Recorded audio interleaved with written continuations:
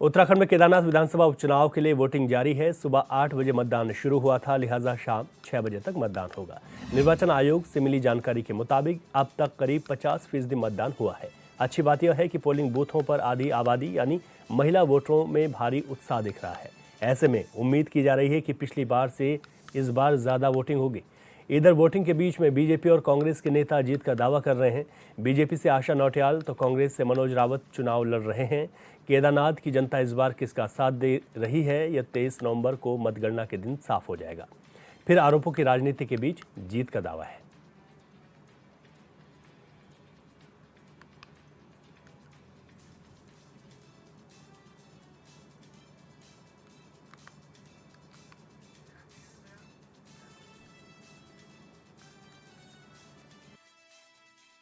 मैंने कहा ना कि हम हर बूथ से जिस तरह से हमने फीडबैक मिला है, हमें वहाँ बातचीत की है और जिससे वहाँ के हमारे कार्यकर्ताओं ने, हमारे साथियों ने कहा है कि हमारे बूथ की स्थिति मजबूत है, तो स्पष्ट है कि हम हर बूथ पे हम बढ़त हासिल कर रहे हैं।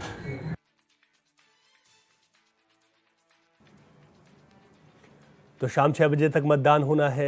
दोनों पार्टी यानी कि कांग्रेस और भाजपा के बीच सीधी टक्कर है। 23 नवंबर को जनता ने किसको आशीर्वाद दिया, चुनावी नतीजों के साथ ही साफ हो जाएगा।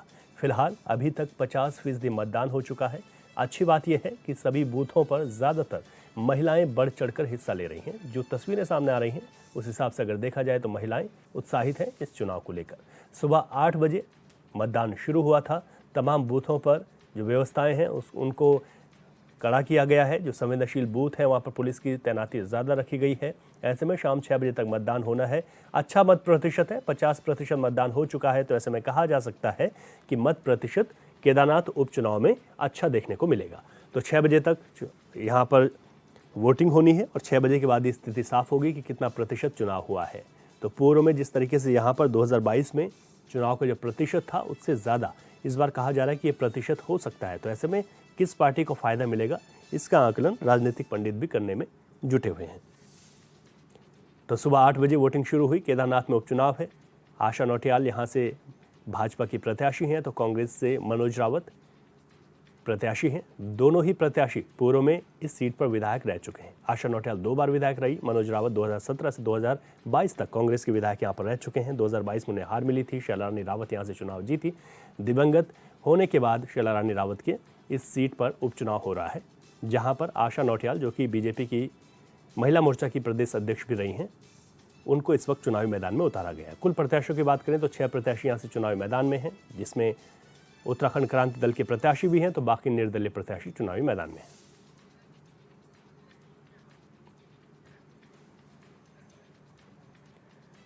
अधिक जानकारी के साथ अरुण सन्नी हमारे संवाददाता फोन लाइन पर हमारे साथ हैं। अरुण, जो मत प्रतिशत है उसको देखकर क्या आकलन लगाया जा सकता है, कितना ये प्रतिशत हो सकता है 6 बजे तक, और अभी जो तमाम बूथों से किस तरीके की खबरें आ रही हैं?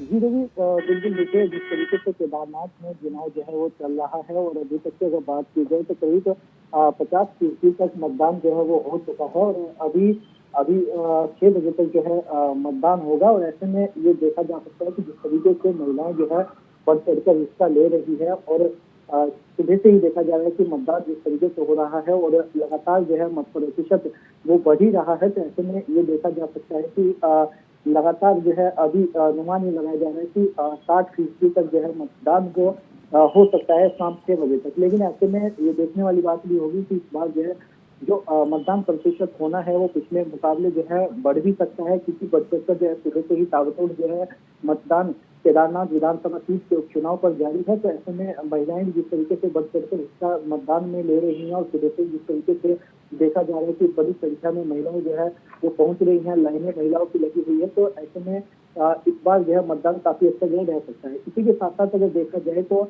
महिला वोटरों पर काफी ज्यादा निर्भर दोनों ही दल रह रहे हैं, चाहे वो भारतीय जनता पार्टी हो या फिर कांग्रेस। दोनों ही दल महिलाओं को लेकर जो है जीत का ताल ठोक रहे हैं। भारतीय जनता पार्टी का भी कहना है कि महिला को उन्होंने टिकट दिया, मातृशक्ति पर उन्होंने भरोसा जताया है और मातृशक्ति उन्हें लगातार जो है समर्थन भी कर रही है। इस बार केदारनाथ सीट पर मातृशक्ति बढ़ चढ़कर जिस तरीके से वोट कर रही है, तो ऐसे में भारतीय जनता पार्टी को फायदा मिलेगा, इस तरीके का दावा भारतीय जनता पार्टी की तरफ से किया जा रहा है। तो वहीं कांग्रेस पार्टी भी अपना दावा कर रही है। कांग्रेस पार्टी कह रही है कि जिस तरीके से महिलाओं का अपमान भारतीय जनता पार्टी के द्वारा किया जा रहा है तो महिलाएं जो है वो कांग्रेस को वोट देगी। लेकिन अब ये महिलाएं किसकी तरफ जो है ज्यादा वोटिंग करती हैं, महिलाएं किसे अपना समर्थन देती हैं और ऐसे में किस दल को कितने वोट मिलते हैं, किस दल का जो है प्रत्याशी जीत हासिल करता है, तमाम चीजें 23 नवंबर को तय होगी। 23 नवंबर को जब मतगणना होगी तमाम जो है चीजें सभी जो है ये जो फिलहाल जो तमाम आकलन किया जा रहा है, जो तमाम संशय के बादल है वो छटेंगे। बिल्कुल, और इसके लिए 23 तारीख का इंतजार करना पड़ेगा। बहुत शुक्रिया अरुण, तमाम जानकारी के लिए आपका। और अब सीधे केदारनाथ से ही जान लेते हैं कि इस वक्त वहां पर बूथों पर जो संख्या है वो क्या एक अनुमान की तरफ जा रही है और ग्राउंड पर क्या स्थिति बनी हुई है। हमारे सहयोगी नीरज हमारे साथ यहां से फोन लाइन पर जुड़ गए हैं।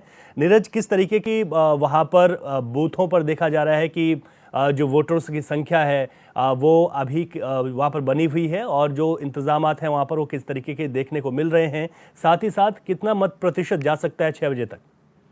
जी रवि, देखिए अगर इस तरफ 3 बजे की बात करें तो अभी तक 47% यहाँ पे जो केदारनाथ विधानसभा है यहाँ पे मतदान हुआ है। अभी क्योंकि 5 बजे तक का समय है, अभी 4.5 आधा घंटे का समय यहाँ पे बचा है। वहीं अगर पोलिंग स्थलों की बात की तो यहाँ पे अभी भी लाइनें छुटपुट लगी हैं। हालांकि जिस तरह से सर्दियों का मौसम है तो अगर गर्मियों की बात करें तो गर्मियों के सीजन में लंबी लाइनें यहाँ पे लगा हुआ होती हैं, लेकिन सर्दियों की बात करें तो क्योंकि सर्दियों का मौसम है तो ऐसे में लोग दिन का जो टाइम होता है उसी में अपने मत का प्रयोग करने जाते हैं। लेकिन उसके बावजूद भी जो मतदान स्थल है यहाँ पे हल्की फुल्की लाइन यहाँ पे लगी है। 5 बजे के बाद जितने भी लोग अंदर होंगे तो वही वोट यहाँ पे डाल पाएंगे। लेकिन जिस तरह से मतदान हो रहा था अभी शांतिपूर्वक यहाँ पे मतदान चल रहा है। जी रवि, ठीक है नीरज, आप बता रहे हैं कि शांतिपूर्ण तरीके से मतदान चल रहा है और वोटिंग प्रतिशत अच्छी अभी तक देखने को मिल रही है और देखेंगे कितनी जो है वोटिंग यहाँ पर होती है। बहुत शुक्रिया आपका जानकारी के लिए।